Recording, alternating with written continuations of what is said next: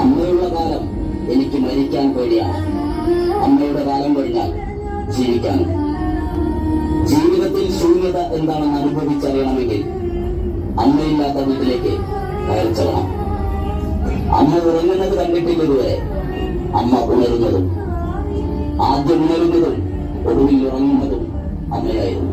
ഒരുപക്ഷെ ദൈവത്തിന് എല്ലായിടത്തും എല്ലായ്പ്പോഴും ഓടിയെത്താൻ കഴിയാത്തതുകൊണ്ടായിരിക്കും അമ്മയെ സൃഷ്ടിച്ചത്.